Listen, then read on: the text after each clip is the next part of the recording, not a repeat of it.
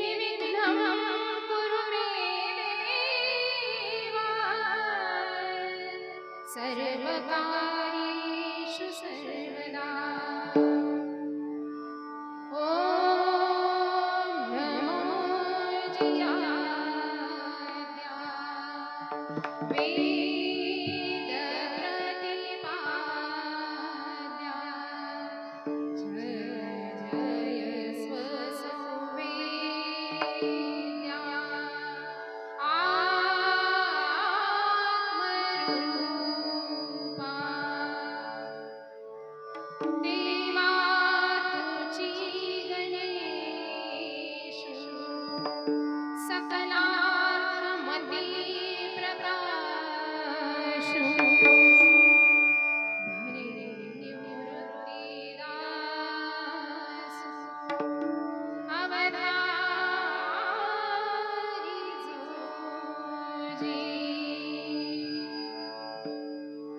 समचरण सरोजं सान्द्रनीलाम्बुदाभं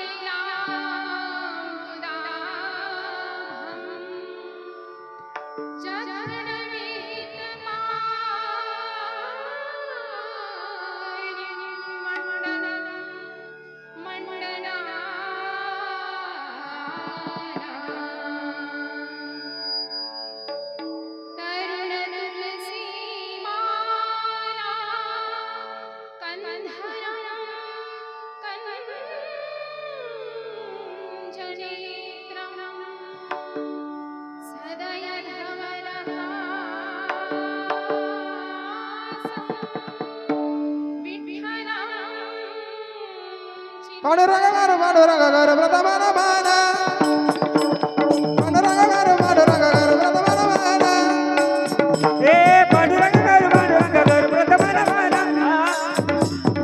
पांडुरंगार पांडुरंगार व्रतमान माना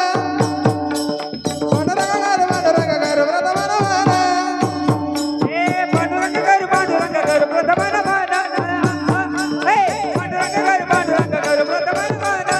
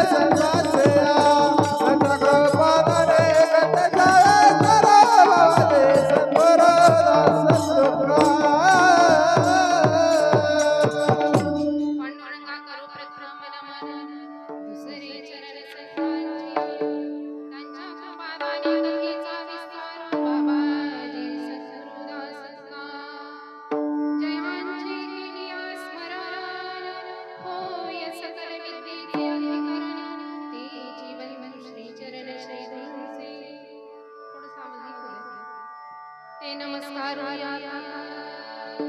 ब्रह्मानंदं परमसुखदं केवलं ज्ञानं द्वन्द्वातीतं गगनसदृशं तत्त्वमस्यादिलक्ष्यम् एकैकनित्यं विमलमचलं सर्वैः साक्षीभूतं भावातीतं त्रिगुणरहितं सद्गुरुं ॐ नमामि। ॐ नमो ज्ञानेश्वरा करुणाकरा दयाळा तुमचा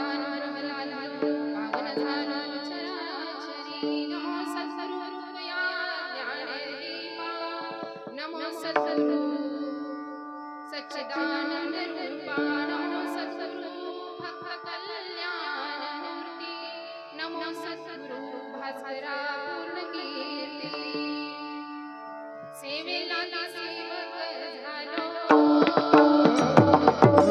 सेवेला सेवक झालो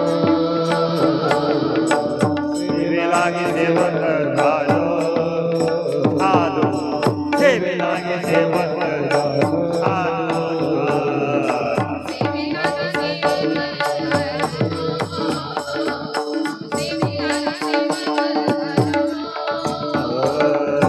सेवेलागे सेवक झालो सेवेलागे सेवक झालो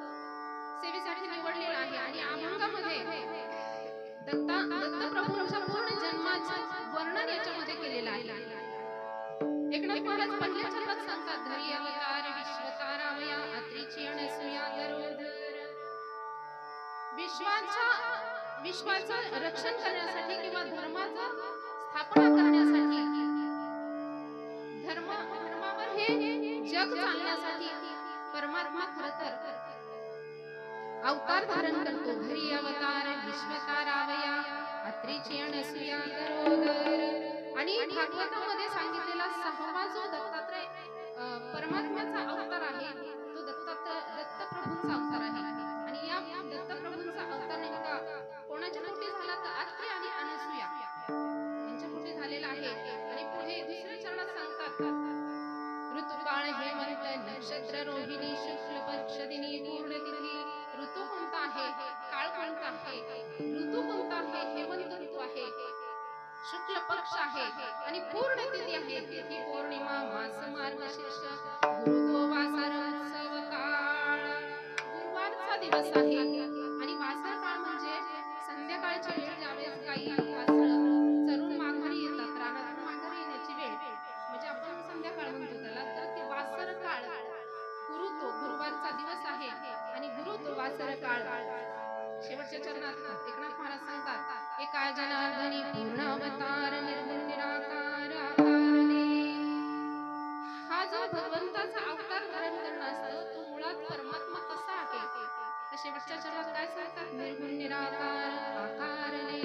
हा जो दत्तप्रभूंचा अवतार आहे, अनेक भगवंताने अवतार धारण केलेले आहेत आणि प्रत्येक अवतार हा अंश रूपी आहे, काही पूर्ण अवतार आहे. तसं हा पूर्ण अवतार म्हणजे दत्तप्रभूंचा आहे आणि असा हा अवतार निर्गुण निराकार असणारे स्वरूप या आत्री आणि अनसूयाच्या पोटी जन्माला आलेला आहे. आणि हा जो मार्गशीर्ष महिना आहे यामध्ये विश्वाचं कल्याण करण्यासाठी भगवंताने अवतार धारण केलेला आहे. विठ्ठल विठ्ठल विठ्ठल विठ्ठल विठ्ठल विठ्ठल विठ्ठल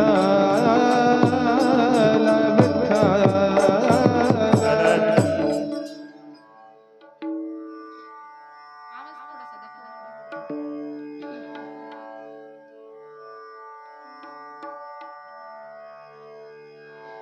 या कीर्तन रूपी सेवेला सुरुवात करण्याआधी अल्पसा हा परिवार द्यायचा जसा की पालखी परिवार आणि त्यांच्या घराण्यामध्ये परंपरा ही चालू आहे दत्त जन्मोत्सव करण्याची आणि त्या निमित्ताने त्यांनी इथे आमंत्रित केलेलं आहे आणि त्यांच्याकडून ही कीर्तन सेवा माझ्याकडे आलेली आहे.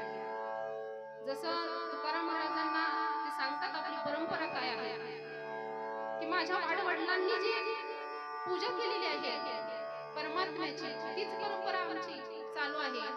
माझ्या वडिलांची निराशी झाली तुझी चरण सेवा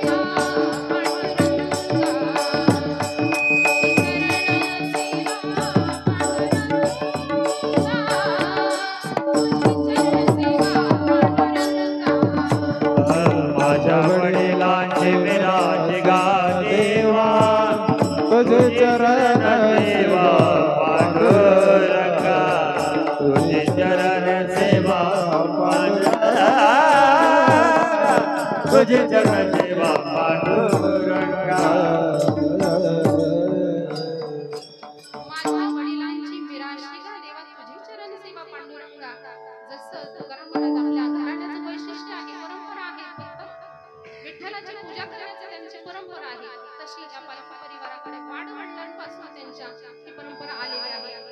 खरं पाहिलं तर अनेक जण जन्माला येतात आणि संसार करून मरून जातात, परंतु खरं भाग्याची गोष्ट आहे की त्यांच्याकडे ही परंपरा आहे आणि त्याचं जतन ते करतायत आणि अशा मनुष्याचा देवाला सुद्धा ठेवा वाटतो. आपुलिया हिता वसे जगता धन्य माता पिता तयाची. अहो माता पिता धन्यता दिलेली आहे, कारण आई वडिलांनी जे संस्कार केलेले असतात त्याप्रमाणे ते पुढे जगत असतात. तसे हे पालखी परिवार आहे आणि त्यांच्याकडून ही सेवा दत्तप्रभूंची होत आहे, त्यांच्या बरदहस्त त्या कुटुंबावर आहे. अशा प्रकारे हे कीर्तन रूपी सेवा आणि त्याला साथ करण्यासाठी मंडळी आहेत, गुणीजन गायक आहेत आणि त्याच्यानंतर मृदुंगावर साथ करण्यासाठी हरिभक्तपरायण महाराज हे आहेत. उत्कृष्ट अशी साथ त्यांची लाभलेली आहे. त्यानंतर इकडे हा माझा मुलगाच आहे, तर तोही तबल्यावर साथ करण्यासाठी बसलेला आहे आणि हरिभक्तपरायण महाराज उत्कृष्ट अशी हार्मोनियमची साथ त्यांची लाभलेली आहे. विनेकरी बाबा असतील आणि सर्व श्रुती मंडळी तसेच साऊंड सिस्टीम वर असणारे आमचे भाऊ असतील आणि सर्व जे साऊंड सिस्टीम लावतात ते खरंच खूप खूप धन्यवाद त्यांचे. आणि उत्कृष्ट असं नियोजन आहे आणि तुम्ही सर्व जमलेली सगळी श्रुती मंडळी सगळीकडे परमात्मा चराचरामध्ये व्याप्त असणारा अशा प्रत्येकामध्ये असणाऱ्या व्याप्त परमात्म्याच्या चरणावर मी साष्टांग दंडवत करते आणि माझ्या या सेवेला सुरुवात करते. विठ्ठल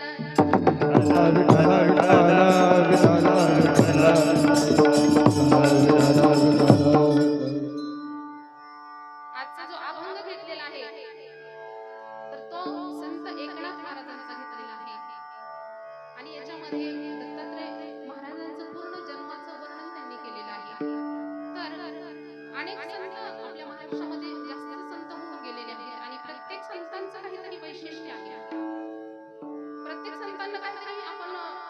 पदवी जोडलेली मला. संत जगद्गुरु संत तुकाराम महाराजाचा आपण त्याच्या नावापुढे त्यांच्या नावापुढे जगद्गुरु म्हणतो. त्याच्याप्रमाणे माऊली असं आपण ज्ञानेश्वर माऊलींना म्हणतो. कारण जगाला हे ज्ञान आईच्या मायेने सांगण्याचं काम माऊलींनी केलेलं आहे. म्हणजे त्यामुळे आपण माऊली असं म्हणतो.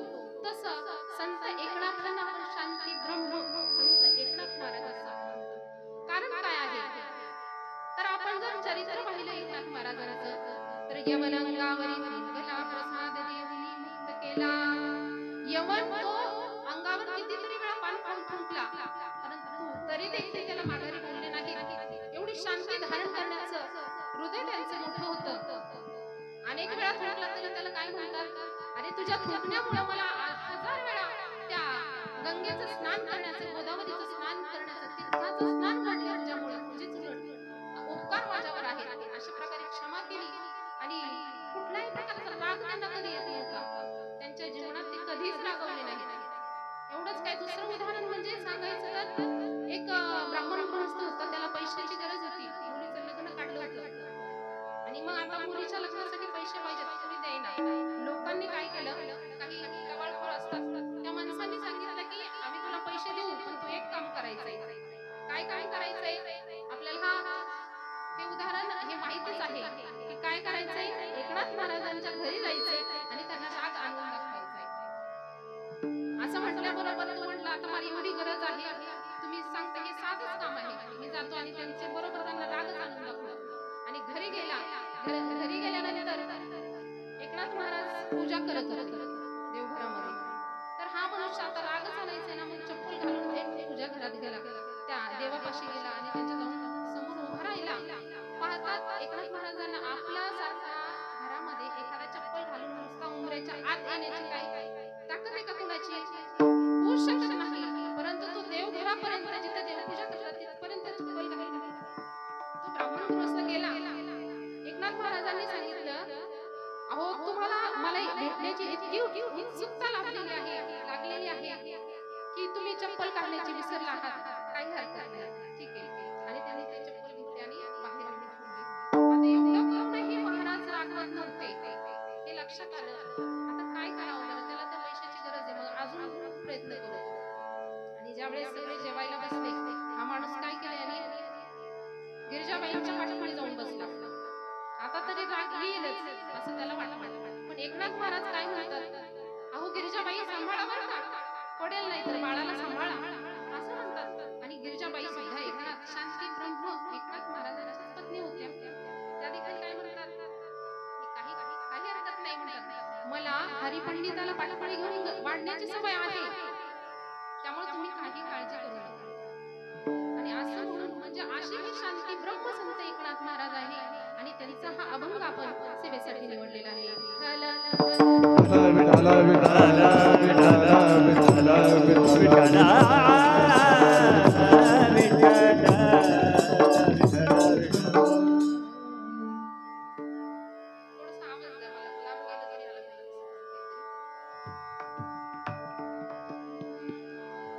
असे हे शांती ब्रह्मसंत एकनाथ महाराज आहेत.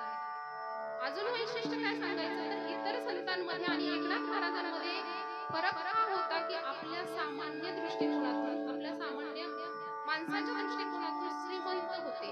मी का म्हणते श्रीमंत होते, कारण की खरी श्रीमंती नेमकी काय असते, खरी श्रीमंती काय असते, सुख समाधान शांती ही खरी श्रीमंती आहे.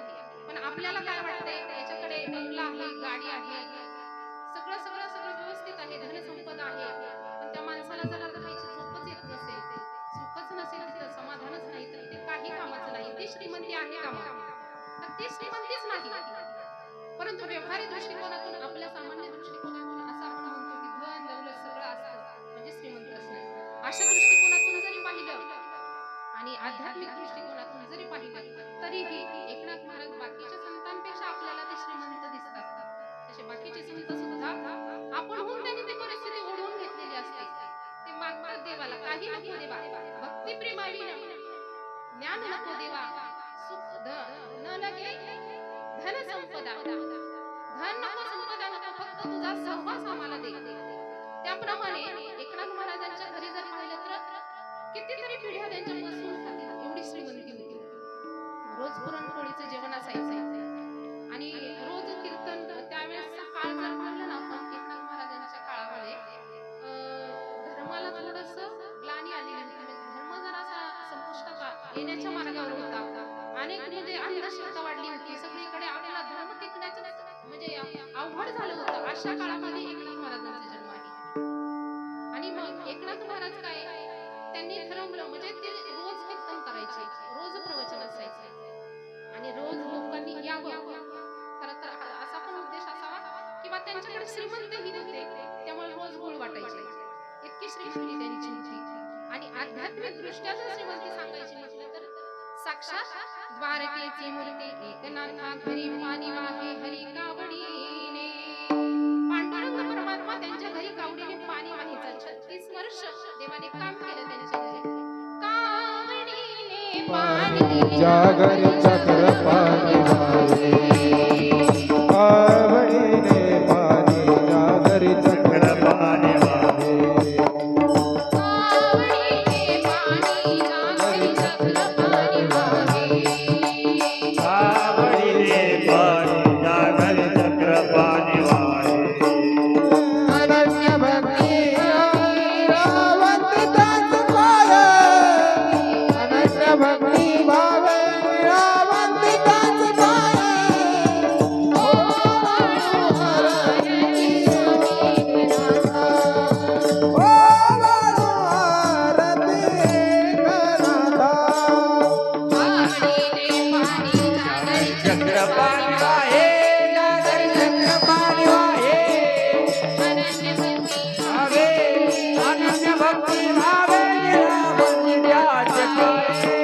कावडीने पाणी जागर चक्र पाणी वाहे, जागर चक्र पाणी वाहे. अनन्य भक्ती भावे, अनन्य भक्ती भावे निरावंतिताच पाये. निळामहे देवी राबे ज्याचे घरी दत्त चोपदारी करीतसे. दत्त महाराज चोपदारकी करायचे. ज्यावेळेस जनार्दन स्वामी एकनाथांना भेटायला आले, एकनाथ महाराजांचे गुरु जनार्दन स्वामी ज्यावेळेस एकनाथांना भेटायला आले तर पाहिलं त्यांनी दरवाजामध्ये स्वतः दत्त महाराज पहारेकरी होते. चोपदारकीचं काम ते करत होते. म्हणजे एवढा अधिकार एकनाथ महाराजांचा आहे. आणि दत्त महाराजांनी त्यांची चोपदारकी करावी असं कशामुळे असेल तर त्यांची जी गुरु परंपरा आहे एकनाथ महाराजांची ती दत्त परंपरेतून संत आलेले आहेत. जसं तुकाराम महाराज आपल्याला सांगतात राघव चैतन्य केशव चैतन्य चैतन्य चैतन्य परंपरेतून ते संत आलेले आहेत. तसं आदिनाथ गुरु सकळ सिद्धांचा ज्ञानेश्वर माऊली नाथ परंपरेतून आलेले आहेत. तसं एकनाथ महाराज हे दत्त परंपरेतून आलेले आहेत. आणि म्हणून ते स्वतः सांगतात की माझी गुरु परंपरा कशी आहे.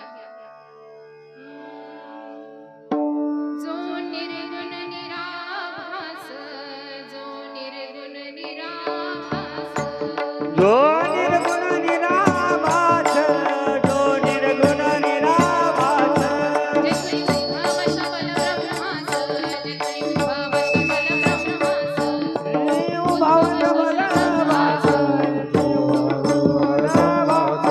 आदिनारायण म्हणती जास, आदिनारायण म्हणती जास, आदिनारायण म्हणते जास, आदिनारायण म्हणते जास. सर्वास आद्य गुरु, सर्वाचा गोरो सर्वास आद्य गुरु, दरवाजात गोरो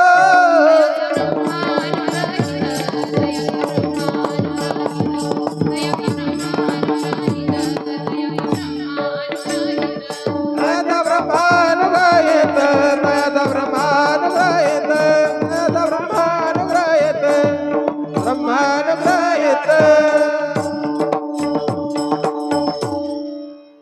एकनाथ महाराज सांगतात माझी गुरु परंपरा कशी आहे. जो निर्गुण निराभास, जेथुनी उद्भव शबल ब्रह्मास, आदिनारायण म्हणती त्यास, तो सर्वास आद्य गुरु, तयाचा ब्रह्मा अनुग्रहित. म्हणजे जो निर्गुण निराभास निराभास निर्गुण असणारा परमात्मा, तिथून आमची ही गुरु परंपरा चालू झालेली आहे. आणि त्याच्यातून निर्माण झालेले शबल ब्रह्म म्हणजे तेजस्वी ब्रह्म, आणि त्या ब्रह्मालाच आपण आदिनारायण म्हणतो. आदिनारायण म्हणते जास, असा आदिनारायण, आणि त्याच्यापासून निर्माण झाला हा ब्रह्मदेव. आणि त्या ब्रह्मदेवाचा पुत्र म्हणजे अत्रि ऋषी, आणि अत्रि ऋषींचे पुत्र म्हणजे दत्तात्रय महाराज, आणि दत्तात्रयांचे शिष्य दत्तात्रय परंपरा सहस्रार्जुन यदुसरा कलियुगी जनार्दन. हे तिसरे म्हणजे तिसरे शिष्य कोणते आहेत तर जनार्दन स्वामी दत्तात्रय महाराजांचे तिसरे शिष्य आहेत. आणि या जनार्दन स्वामींचे शिष्य म्हणजे एकनाथ महाराज. अशी ही गुरु परंपरा आमची आहे असं ते मोठ्या अभिमानाने सांगतात. कारण काय आहे तर एकनाथ महाराजांचं जीवन चरित्र जर आपण पाहिलं तर त्यांना साक्षात्कार झालेला होता दत्तात्रय महाराजांचा. एकदा म्हणजे ते गुरूंकडे गेले, जनार्दन स्वामींकडे गेले आणि मनोभावे त्यांची सेवा केली, जे सांगेल ते काम करायचे. आणि जनार्दन स्वामींनी एकदा ते प्रसन्न झाले एकनाथ महाराजांवर आणि सांगितले की आज आपण यांना एकनाथ महाराजांना दत्त दर्शन घडवायचे. आणि म्हणून काय केलं त्यांनी, देवगिरी किल्ल्यावर वरच्या बाजूला जिथे जनार्दन स्वामी सहस्रलिंगार्चन करायचे, म्हणजे काय करायचे, हजारो पिंडी बनवायचे आणि हजारो पिंडी बनवायचे, त्याचं पूजन करायचं आणि ध्यान करायचं, असं त्यांचा नित्यनेम होता. तिथे कोणालाही जाण्याची परवानगी नसायची, खाली पहारेकरी ठेवायचे, कुणीही वरती जायचं नाही, ताकीदच असायची त्यांची.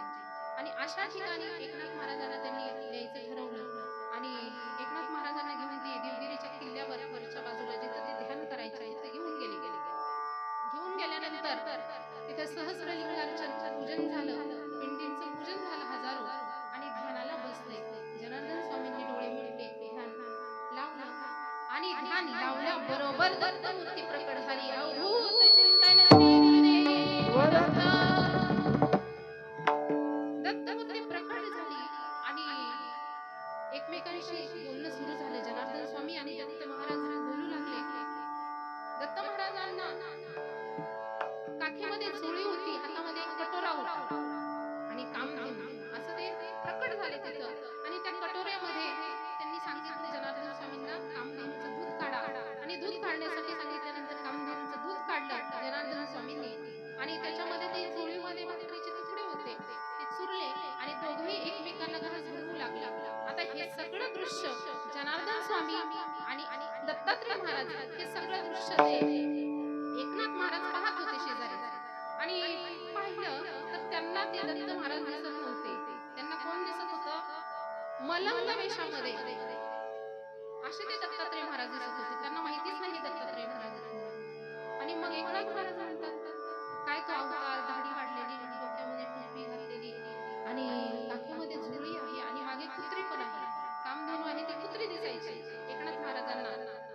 त्यांनी विचार केला का बरं माझे गुरु जनार्दन स्वामी स्वतःला ब्राह्मण बनवतात आणि आशांच्या हातून खातात. मग असे विचार करू लागले. तेवढा त्यांचं खाणं म्हणजे एकमेकांना घास भरून झाला. आणि ती जी सहान कटोरा होता तो धुण्यासाठी एकनाथ महाराजांकडे जनार्दन स्वामींनी दिला आणि सांगितलं हा धुवून आण. धुवून आणल्यानंतर एकनाथ महाराजांनी घेतला. पण त्यांनी थोडासा विचार केला असावा की आपले गुरु जर यांच्या हातचं खातात तर नक्कीच काहीतरी दिव्य पुरुष हे असलं पाहिजे. मग त्यांनी त्यामध्ये पाणी वाटलं आणि ते प्राशन केलं. आणि प्राशन केल्याबरोबर ती दत्तमूर्ती त्यांच्या समोर एकनाथ महाराजांच्या समोर प्रकट झाली. हाती कमंडल दंड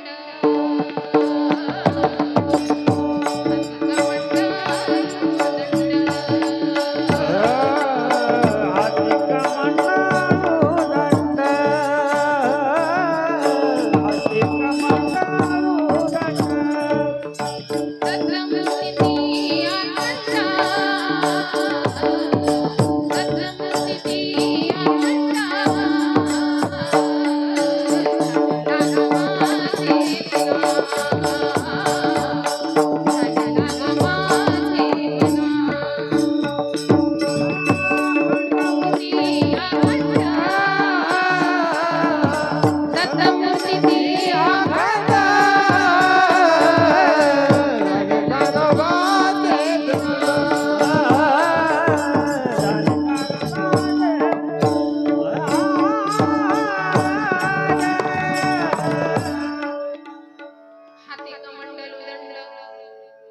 दत्तमूर्ती अखंड ध्यान लागो माझे मना.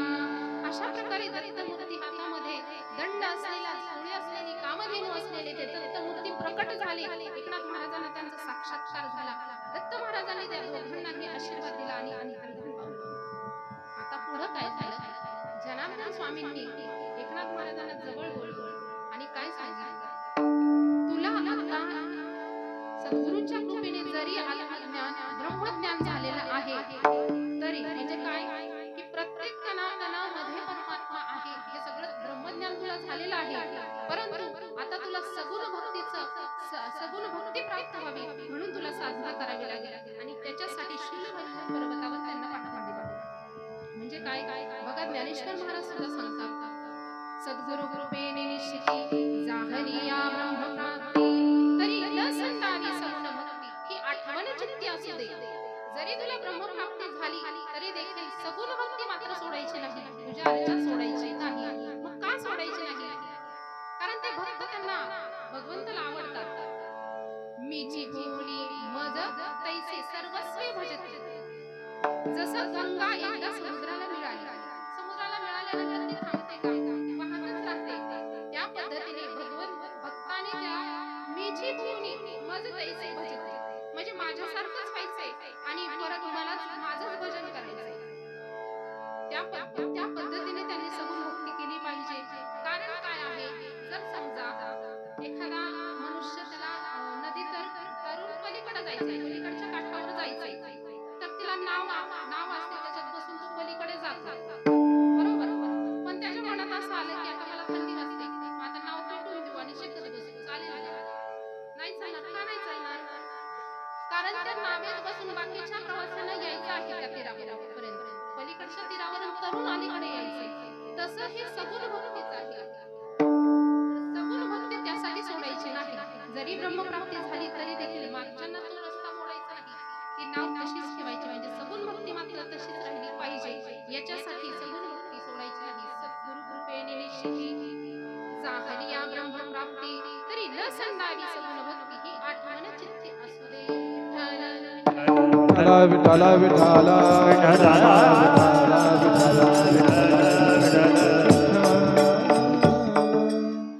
आता हे सगळं दत्तात्रय महाराजांचं एवढं प्रत्यक्ष साक्षात्कार एकनाथ महाराजांना झाल्यामुळे ते यथार्थ वर्णन दत्तात्रय महाराजांचं करतात. ते सांगतात दत्तात्रय महाराज नेमके कसे आहेत तर ते पूर्ण अवतार आहेत आणि पूर्ण अवतार असून ते कसे आहेत? मुळात निर्गुण निराकार आहेत परंतु सगळ्यांसाठी आकाराला आले. आपल्यासाठी ते झालेले आहेत. अभंगाच्या शेवटी तरी अवतार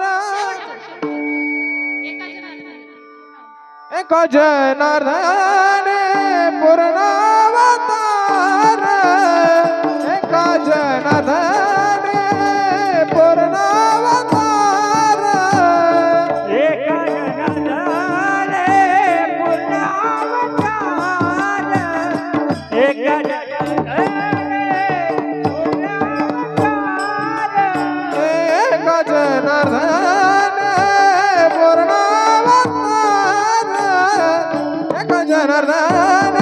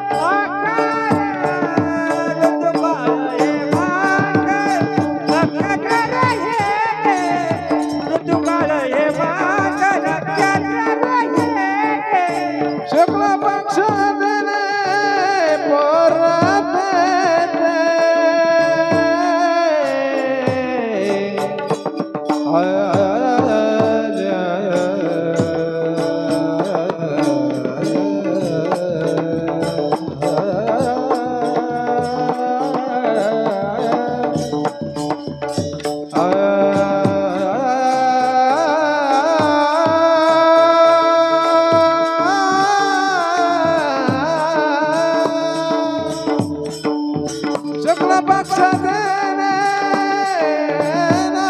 रे शुक्ल पक्षात येणे शुक्ल पक्षात रे पुण्यात येते.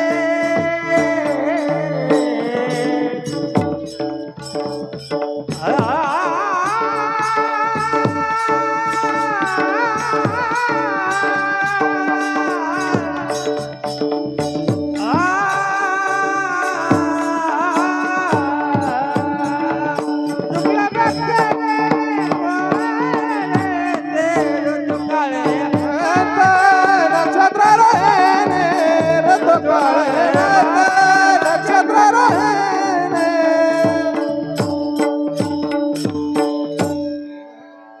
एका जनार्दनी पूर्ण अवतार निर्गुण निराकार आकारले.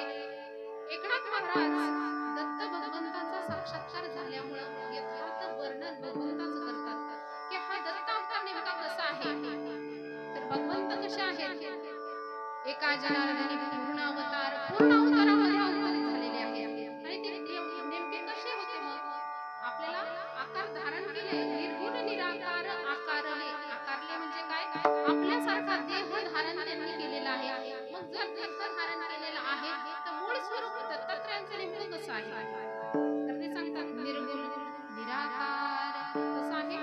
निर्गुण आहे निराकार आहे. निर्गुण शब्दाचा अर्थ असा होतो की निर्गुण म्हणजे आपल्या माणसामध्ये 3 गुण असतात. सत्वगुण रजोगुण आणि तमोगुण. बरोबर.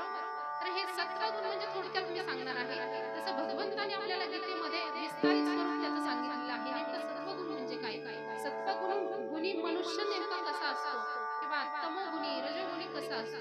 तर मी थोडक्यात त्याचं मांडण्याचा प्रयत्न करते. सत्वगुणी म्हणजे काय की समजा एखादा मनुष्य आहे त्याला सेवा भाव आहे. त्याच्याकडे दुसऱ्याला मदत करण्याची इच्छा आहे किंवा तो मदत करतो. त्याला अध्यात्माची आवड आहे. कीर्तन भजन हे सगळं त्याला आवडतं. देवपूजा करायला आवडते म्हणजे काय आहे. आणि तो सेवा करतो म्हणजे काय. दुसऱ्याला मदत करतो आणि मदत केल्यानंतर आशा ठेवत नाही की आपल्याला तो मदत करेलच.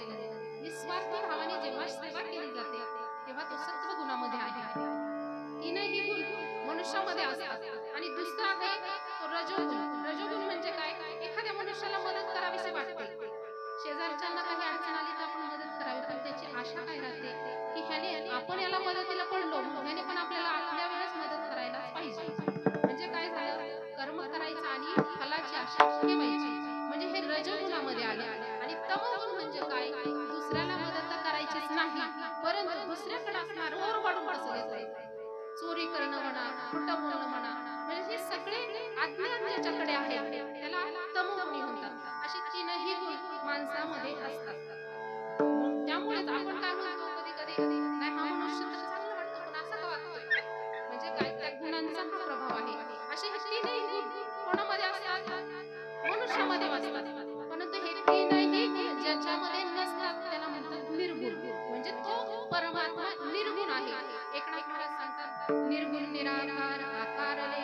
आता निर्गुण हे समजलंय पण निराकार काय नेमकं काय आहे. निराकार म्हणजे ज्याला कुठलाही आकार नाही. आकार नाही म्हणण्याचं एक तात्पर्य आहे की ज्याचा आकाराची आपल्याला उपमाच देता येत नाही असा आकार. म्हणजे जसं समजा आपल्याला हवेला कसा आकार आहे आपण जर विचारलं तर आपल्याला सांगता येईल का. नाही सांगता येत. तसा परमात्मा कणाकणामध्ये व्याप्त आहे. असा निर्गुण परमात्मा त्याचं वर्णन वेदांमध्ये केलेलं आहे.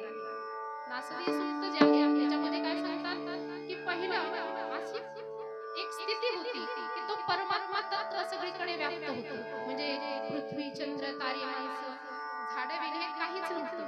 काय होतं मग तर्ही नरात्र्या न अमृतम नमृतम.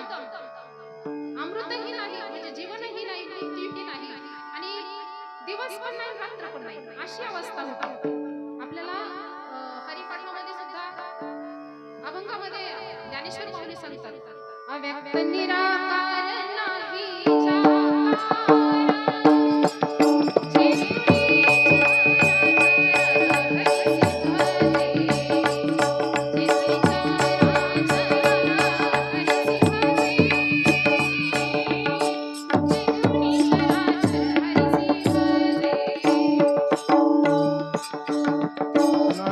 जे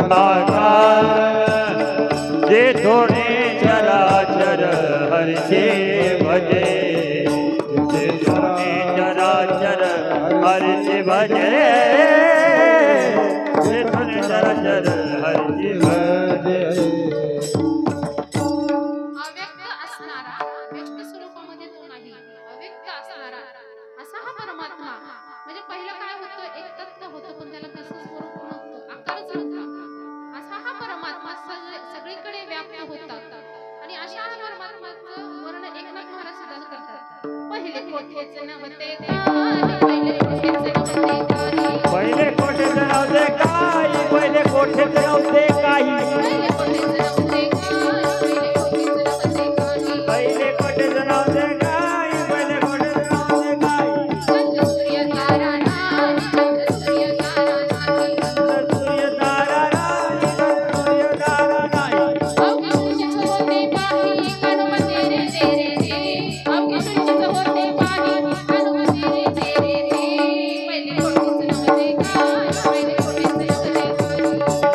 तारा नाही पहिले कोठेच नव्हते काही पहिले कोठेच नव्हते काही पहिले कोठेच नव्हते काही पहिले कोठेच नव्हते कोठेच नव्हते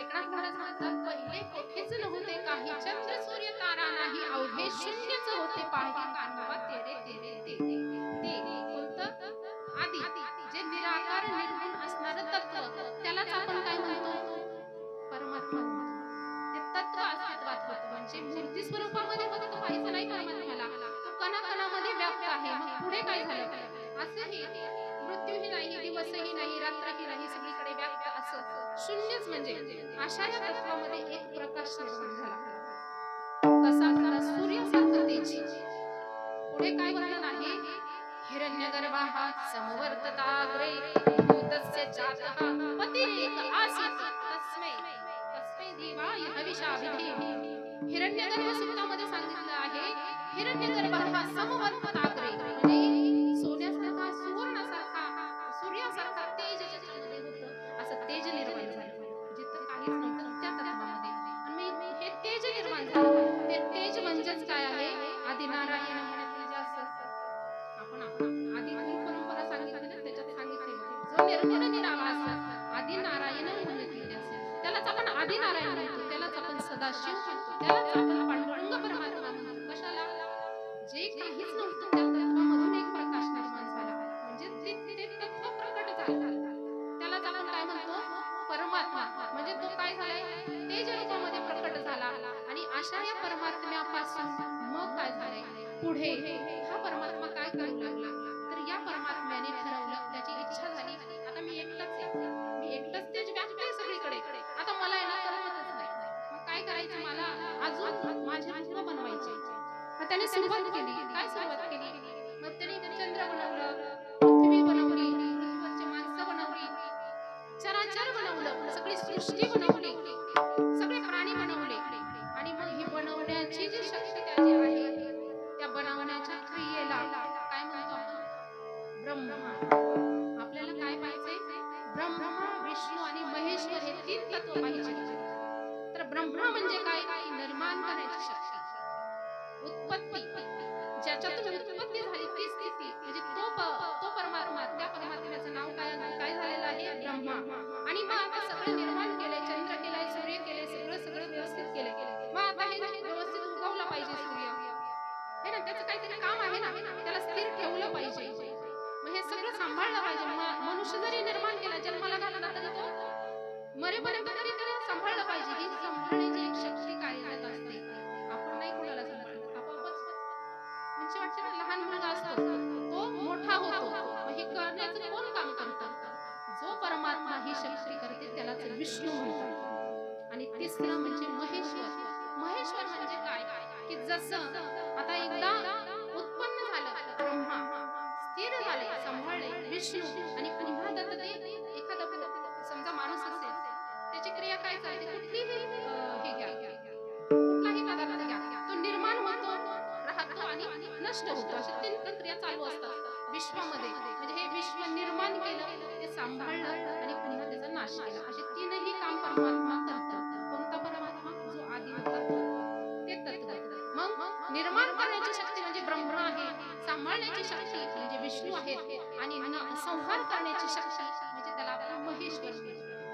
अशी जरा समजा आता हे नाही म्हटलं समजा तुम्हाला तर मला सांगा आपल्या व्यवहारामधलं उदाहरण देते. आता युद्धाला तयारी झाली, घोर युद्ध चालू आहे. मग त्यावेळेस सैनिक सगळे हातामध्ये तलवारी घेतलेली आहे आणि जोर जोरात ओरडतात. तर पहिली घोषणा काय देतात? काय म्हणतात ते मोठ्या मोठ्याने बोलून जोश यावा म्हणून काय म्हणतात? बोला कुंडलिका असं म्हणतात. काय म्हणतात? हर हर महादेव. जोश आला पाहिजे. म्हणजे महेशाचं काम आहे ते. म्हणजे परमात्मा महेश रूपामध्ये ते करतोय. कोणता परमात्मा? सुरुवातीला होता तोच परमात्मा. म्हणजे ब्रह्मा ही तोच आहे, विष्णू ही तोच आहे आणि महादेव ही तोच आहे. म्हणजे काय? हे सगळे तीनही रूप एकाच परमात्म्याचे आहेत. कोणत्या? निर्गुण निराकार आकारने. असा हा निर्गुण निराकार परमात्मा आकाराला येतो आणि हा तीन गुणांमध्ये काम करतो. तीन गुण परत इथे आले. त्रिगुण म्हणजे काय? आपण मगाशी सत्व रज आणि तम गुण माणसामध्ये पाहिले, परंतु त्याच्याप्रमाणे हे तीन गुण आहेत. त्याच्याप्रमाणे परमात्मा काम करतो. म्हणजे काय करतो? उत्पत्ती करतो, निर्माण करतो म्हणजे ब्रह्मा म्हणजे रजोगुण. स्थिर म्हणजे सांभाळण्याचं काम म्हणजे विष्णू आणि नाश करण्याचं काम म्हणजे संहारच करतो ना, तो तमोगुणी. म्हणजे काय? एकनाथ महाराज त्याचं वर्णन कसं करतात म्हणून त्रिगुणात्मक त्रैमूर्ती दत्त हा जाना त्रिगुणी अवतार त्रैलोक्य राणा मूर्ती दत्त हा जाना त्रिगुणी अवतार त्रैलोक्य राणा तिन्ही शब्द नये अनुमाना सुरवर मुनी जन योग समाधी नये ध्याना. जय देव जय श्री दत्ताव स्वामी अवधूता आरण्य वाणिका हरे भवचित्रा जय देव त्रिगुणात्मक त्रैमूर्ती दत्त हा जाना. म्हणजे तुम्ही जाणून घ्या. काय जाणून घ्या? हा परमात्मा एकच आहे. पहिलं असं म्हणजे सांगतात आता पण थोडेसे भेदभाव आहेत भक्तीमध्ये. कसे आहेत की महादेवाची सोमवार धरणारी लोक वेगळे असे म्हणतात आमचा महादेव मोठा, वैष्णव भक्त विठ्ठलाची भक्ती करणारे म्हणतात. म्हणजे काहींना अभिमान होतो की नाही आमचा देव मोठा. पण हे कळले का आपल्याला की ब्रह्मा ही तोच आहे, विष्णू ही तोच आहे आणि महेश ही तोच आहे. भेदभाव कुठं? हरिहरा भेद करायचाच नाही असं आपल्याला संत त्यामुळे सांगतात. आणि नेती शब्द नये अनुमाना. म्हणजे कितीही तुम्ही भक्ती करा पण हे काही काहीला कळतच नाही. सुरवर मुनी जनी योगी समाधी नये ध्याना. असे हे परमात्म्याचे स्वरूप आहे. ते परमात्म्याचे स्वरूप तुम्ही जाणून घ्या. गुणात्मक त्रैमूर्ती दत्त हा जाना. मग असा हा परमात्मा अशी नावं का वेगवेगळी आहे? तर आपल्याला कळलं आहे तोच ब्रह्मा आहे, तोच विष्णू आहे, महेश आहे. बरोबर की नाही? वेदांमध्ये असं वाक्य आलेलं आहे एकम सद्विप्रा बहुधा वदन्ति. आता ब्रह्मा विष्णू महेश्वर हे ठीक आहे, परंतु गणपती पण आहे, आदिमाया आहे. मग ह्यांचं काय म्हणतात? तर हे सगळं देवाची वेगवेगळी रूप आहेत, वेगवेगळी शक्ती आहे. जसं आता समजा मी हे माईकवर बोलते, एकच कनेक्शन, लाईटचं कनेक्शन एकच आहे.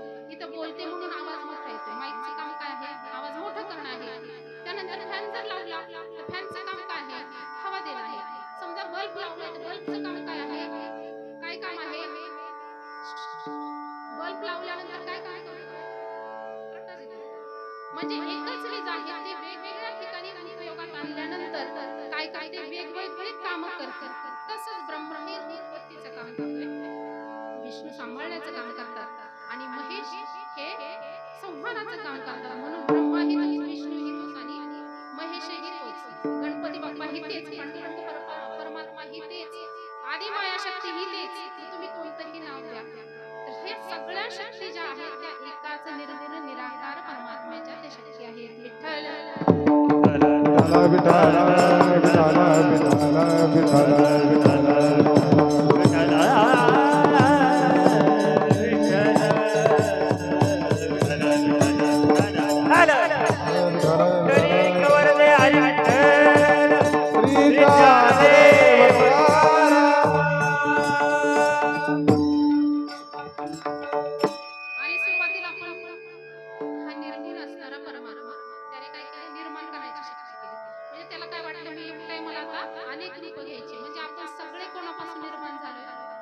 परमात्म्यापासून झालोय निर्माण. म्हणजेच तो परमात्मा वेगवेगळ्या त्याच्यामध्ये आहेत ते कोण आहेत? परमात्माच आहेत. परंतु परमात्मा असून आपल्याला त्याचं ज्ञान नाही. आपण त्याचेच अंश आहोत, पण आपल्याला ते समजत नाही. आपल्या सगळ्यांमध्ये तो परमात्मा व्याप्त आहे. हे कसं सांगितलं आहे? ईशावास्यमिदं सर्वं. जसं परमात्म्यापासून ही सगळी सृष्टी झाली, जशी हवा सगळीकडे व्याप्त आहे, तसा परमात्मा सगळीकडे व्याप्त आहे. तुमच्यामध्ये आहे, माझ्यामध्ये आहे, आतमध्ये आहे, बाहेरही आहे, मंदिरामध्ये आहे, मंदिराबाहेरही आहे. मंदिरही तोच आहे, मूर्तीही तोच आहे, मूर्तीच्या बाहेरही तोच आहे. म्हणजे कण म्हणजे परमात्मा.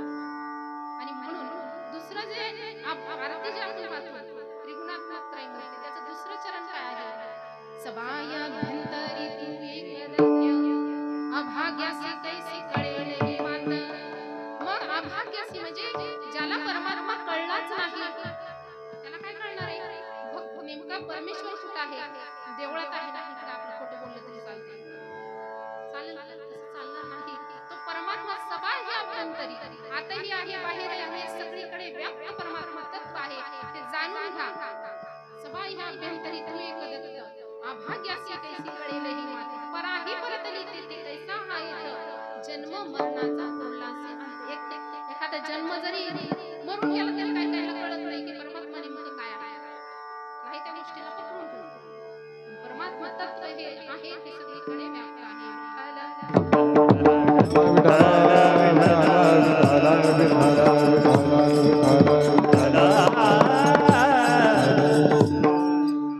असा हा सबा ह्या अभ्यंतरी सगळीकडे व्याप्त असणारा, निर्गुण निराकार असणारा परमात्मा आकाराला येतो. म्हणजे काय करतो? रूप धारण करतो, अवतरित होतो. म्हणजे तो आपल्यासारखा नसतो. आपण मानव आहेत, आपल्यामध्ये अनेक दोष आहेत. असा दोष त्याच्यामध्ये नसतो. जरी आपल्याला आकाराला अवतरित जरी झाला तर आपल्यासारखा दिसतो, पण आपल्यासारखा तो नसतो. आणि मग हा नेमका अवतरित कशासाठी होतो? तर परमात्मा अवतार धारण करतो म्हणजे काय? तर गीतेमध्ये सांगितलेलं आहे, यदा यदा हि धर्मस्य ग्लानिर्भवति भारत, अभ्युत्थानमधर्मस्य तदात्मानं सृजाम्यहम्. जेव्हा जेव्हा धर्माला ग्लानी येते आणि मग धर्म कमी होतो आणि अधर्म वाढायला लागतो, लोक अत्याचार करायला लागतात, खोटं बोलायला लागतात, नाही म्हणजे वागतच नाहीत, अशा वेळेस मग धर्म जागवणं किंवा धर्माचं रक्षण करणं हे भगवंताचं काम आहे. धर्म टिकला पाहिजे आणि त्याच्यासाठी तो अवतार धारण करतो. अभंगाच्या प्रश्नाच्या धर्यावतार विश्वतारवया, धर्यावतार विश्वतारवया, धर्यावतार विश्वतारवया, धर्यावतार विश्वतारवया. हरे अवतारा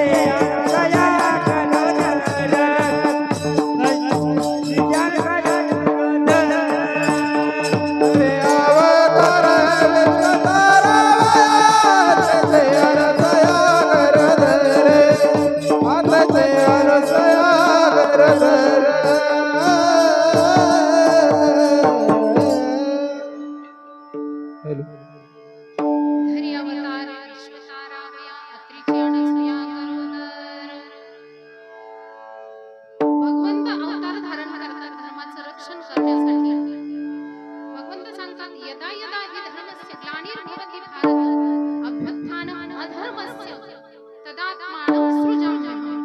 तेव्हा तेव्हा अधर्म जेव्हा जेव्हा वाढतो तेव्हा तेव्हा मी अवतरित होतो, म्हणजे अवतार धारण करतो.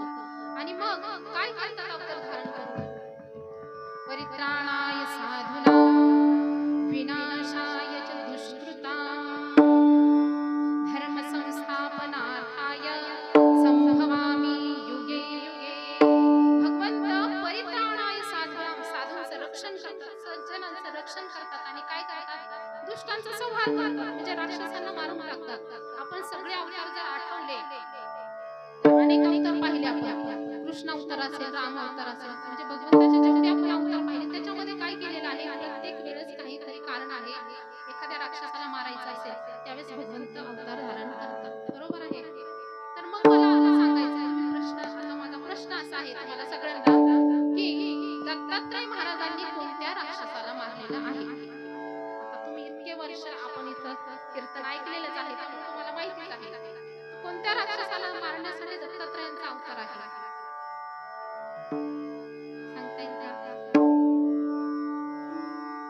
तर भगवंत यदा यदा हि धर्मस्य ग्लानिर्भवति भारत अभ्युत्थानम् अधर्मस्य तदात्मानं सृजाम्यहम् परित्राणाय साधूनां विनाशाय च दुष्कृतां. राक्षसांना मारण्यासाठी मी अवतरित होतो असं भगवंताने स्वतः सांगितलेलं आहे गीतेमध्ये. आणि मग दत्तात्रय महाराजांचा हा जन्म नेमका कोणत्या राक्षसाला मारायसाठी झालेला असेल? हा विचार मनामध्ये येतो का? येत असेल तर चांगलीच गोष्ट आहे, तर तेच सांगायचे मला. तर कोणता राक्षस? तर प्रत्येकाच्या मनामध्ये असणारा अहंकार, प्रत्येकाच्या मनामध्ये असणारा मत्सर, द्वेष, हे सगळे राक्षसी गुण आहेत. आसुरी संपदा सांगितलेली आहे गीतेमध्ये. बघा त्याच्यामध्ये आसुरी प्रवृत्ती कोणत्या आहेत? हे सगळे अहंकार असेल, मत्सर असेल, द्वेष असेल, दुसऱ्याचं चांगलं होऊ नये अशी वाटणारी जी भावना आहे, द्वेष आहे, ही सगळी राक्षसी वृत्ती आहे. आणि मग प्रत्येकाच्या मनामधील हे राक्षस मारण्यासाठी भगवंत दत्तात्रय प्रभूंचा हा अवतार आहे. आणि हा अवतार म्हणजे कसा आहे तर बघा, ही कथा जी आहे ना आता आपण ऐकणार आहोत, अत्री आणि अनसूया यांच्या दत्तात्रय प्रभूंचा जो जन्म झालेला आहे ती कथा आहे, ती सांगणारच आहे. पण ती कथा ऐकण्याआधी तुम्हाला हे स्पष्ट करायचं आहे मला, की तो परमात्मा कशासाठी अवतीर्ण झालेला आहे? आपल्यामध्ये अहंकार आणि द्वेष हे सगळं घालवण्यासाठी अवतरित झालाय. आता बघा कथेमध्ये काय आहे, दोन पात्र आहेत. आता ही जी कथा जी आहे ना जन्माची, दत्तात्रय जन्माची कथा आहे, ती ऐतिहासिक न समजता ती आध्यात्मिक दृष्टिकोनातून आपल्याला त्याच्याकडे पाहायचं आहे. आध्यात्मिक दृष्टिकोनातून म्हणजे नेमकं काय, की नेमकं कथेमधून कथा बघा, मार्कंडेय पुराण असेल, ब्रह्मपुराण आहे, अनेक पुराणांमध्ये दत्तात्रय महाराजांच्या जन्माची कथा वेगवेगळी आहे. मार्कंडेय पुराणात थोडी वेगळी सांगितली, ब्रह्मपुराणात वेगळी सांगितली. असं आपल्याला भ्रम पडू शकतो की आपण नेमकी कथा नेमकी कोणती खरी, बरोबर की नाही, असा प्रश्न पडू शकतो. मग काय करायचंय तर ती कथा जी आहे, कोणतीही कथा असू द्या, त्याच्यामध्ये आपल्याला नेमकं काय सांगितलेलं आहे तत्व आपण लक्षात घ्यायचं आहे. नेमकं कशासाठी सांगितली असेल? जसं आता लहानपणी ज्यावेळेस आपण शाळेत गेलो त्यावेळेस आपल्याला शिक्षकांनी अनेक सद्गुण सांगण्यासाठी किंवा काहीतरी विशिष्ट बोध व्हावा, ही गोष्ट त्याला कळावी, लहान मुलाला कळावी म्हणून गोष्टी सांगितल्या जायच्या. की समजा धूर्तपणा आहे आणि धूर्तपणा सांगायचा आहे, मुलाला कळलं पाहिजे की ह्याला धूर्तपणा म्हणतात, असं असं खोटं बोलणं म्हणजे धूर्तपणाचं काम आहे.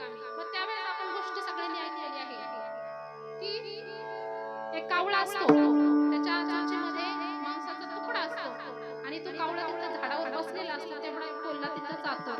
त्या कोल्ह्याला काय करायचं असतं, त्या कावळ्याचा चोचीमधला तुकडा खायचा असतो. मग काय करतो कोल्हा, की कावळ्याची स्तुती करायला सुरुवात करतो. किती छान तुम्ही दिसता, कोकिळेसारखाच तुमचा कलर आहे, इतके सुंदर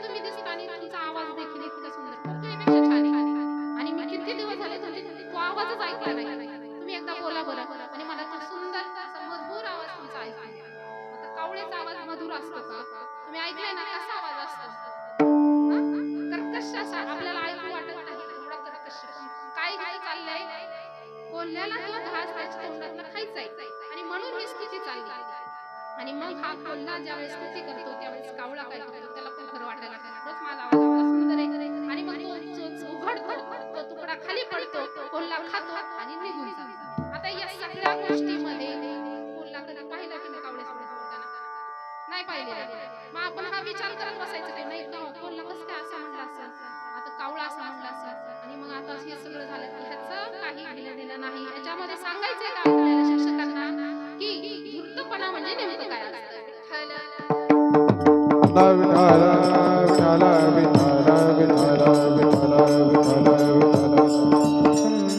काय प्रत्येक कथेमध्ये काहीतरी तत्व सांगायचं असतं.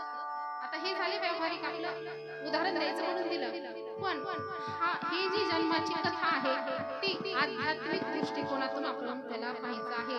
कारण बऱ्याच ठिकाणी असं होतं, आता गावाकडे नाही माहिती पण शहरी भागात म्हणजे बऱ्याच ठिकाणी आपल्या देवतांना, हिंदू धर्मातल्या देवतांना नाव ठेवली जातात. तुमचा देव ब्रह्मा विष्णू महेश काय त्यांची लायकी, आणि ते असे म्हणले होते, कसे म्हणले होते पुढे कधी ते सांगणार आहे. पण ते तसे म्हणलेले नाही, त्याचा अर्थ आपल्याला कळला नाही म्हणून हा घोटाळा होतो. आपल्याला त्याचं उत्तर देता येत नाही. आपल्या समोर आपल्या देवतांना लोक नाव ठेवून जातात, काय तुमचे ज्ञानेश्वर महाराज, काय तुमचे तुकाराम महाराज. प्रत्यक्ष अनुभव आहे, बऱ्याच जणांकडून मी ऐकले. मग तिथं आपल्याला उत्तर देता येत नाही, नेमकं काय सांगायचं या कथेमध्ये. तर तेच सांगायचे आत्री शब्दाचा अर्थ काय. आता तो आध्यात्मिक दृष्टिकोनातून आपल्याला ही कथा ऐकायची आहे. आत्री शब्दाचा अर्थ लक्षात घ्या. आत्री अ म्हणजे नाही, तीन त्री म्हणजे तीन. तीन गुण ज्या मनुष्यातून निघून गेलेले आहेत असे आत्री, म्हणजे ज्या मनुष्याचा विचार करायचा आहे. आत्री म्हणजे काय, ज्या मनुष्यामधून तीनही गुण निघून गेलेले आहेत. कसे निघून जातात, भक्तीने, साधनेने. तसं आत्री म्हणजे तीनही गुण निघून गेलेले आहेत. रजसत्व आणि तमगुण याच्या पलीकडे त्याची अवस्था गेलेली आहे. आणि दुसरी कोण आहे, माता अनसूया. असूया जिच्यामध्ये नाही, ज्या मनुष्यामध्ये असूया नाही. असूया म्हणजे काय, द्वेष करणं असेल किंवा मत्सर करणं असेल, दुसऱ्याकडे म्हणजे द्वेषाच्या भावना ज्या असतात हे दुर्गुण आहेत. ज्याच्यामध्ये कसलीच असूया नाही ती अनसूया. म्हणजे ज्या मनुष्यामध्ये तीनही गुण नाही म्हणजे गेलेले आहेत, आणि ज्या मनुष्यामध्ये मत्सर नाही, द्वेष नाही, अहंकार नाही, हे सगळे दुर्गुण निघून गेलेले आहेत, अशा मनुष्याच्या अंतःकरणामध्ये किंवा अशा मनुष्यावर दत्त महाराजांची कृपा होते. म्हणजे काय होते, दत्त स्वतःला अर्पण करतात त्याला. दत्त शब्दाचा अर्थ काय आहे, दत्त म्हणजे स्वतःला देणे. जसं की आपण बघा दत्तपुत्र म्हणतो. दत्तपुत्र म्हणजे काय, पुत्र एखाद्याला देतो डायरेक्ट, म्हणजे स्वतःला अर्पण करणे. दत्त शब्दाचा अर्थ आहे स्वतःला देणे. तसं आत्री ऋषींनी तपश्चर्या केली, म्हणजे त्यांच्या तीनही गुणांच्या पलीकडची त्यांच्या अंतःकरणाची साधना त्यांची झालेली आहे. आत्री अनसूया म्हणजे हे सगळे मत्सर अहंकार सगळं निघून गेले, निर्मळ अंतःकरण ज्याचं झालेलं आहे त्याच मनुष्यावर दत्त महाराजांची कृपा होते. विठ्ठल विठ्ठल विठ्ठल विठ्ठल विठ्ठल विठ्ठल विठ्ठल. आता ही कथा अशी आहे की एकनाथ महाराज आपल्या अभंगामध्ये दत्ताख्यानामध्ये सांगतात, शंकर ज्यावेळेस बसले होते पार्वतीला सांगतायत की या अखंड त्रिभुवनामध्ये अनसूया मातेसारखी दुसरी पतिव्रता कुठे नाही. आणि मग हे सगळं ऐकलं आणि पार्वती मातेने ऐकलं आणि म्हणजे कसलं काय सांगताय तुम्ही. लक्ष्मी, सावित्री आणि मी स्वतः म्हणजे पार्वती माता काय म्हणते, आम्ही तिघींपेक्षा पतिव्रता दुसरी कुणीच नाही. या त्रिभुवनामध्ये आमच्यापेक्षा श्रेष्ठ कुणी नाही. आता तुम्ही इथे विचार करायचा आहे, हे बोलणं चाललंय कशासाठी चाललंय, आपल्याला हे तत्व समजून सांगण्यासाठी चाललंय की अहंकार बाजूला सारल्यानंतर दत्त प्रभू आपल्यावर प्रसन्न होतात, म्हणजे परमात्मा आपल्या अंतःकरणामध्ये प्रकट होतं. हे सगळं त्या दृष्टिकोनातून तुम्ही ही कथा ऐकायची. तर ही कथा मग काय होतंय, ही तिन्ही जमतात तिघी जणी की मग पार्वती माता म्हणते, शंकर महाराज भगवंताला म्हणतात की नाही नाही तुमच्यावर माझा विश्वास नाहीये. तर म्हणतात ठीक आहे, मग नारद मुनी सगळ्या त्रिभुवनात होतात, त्यांना विचार. नारद मुनी थोड्या वेळात येतातच. आणि मग आल्यानंतर पार्वती माता त्यांना विचारायला लागते, म्हणते सांगा बरं खरंच पृथ्वी तलावर कोण अशी अनसूया आहे, त्याच्याबद्दल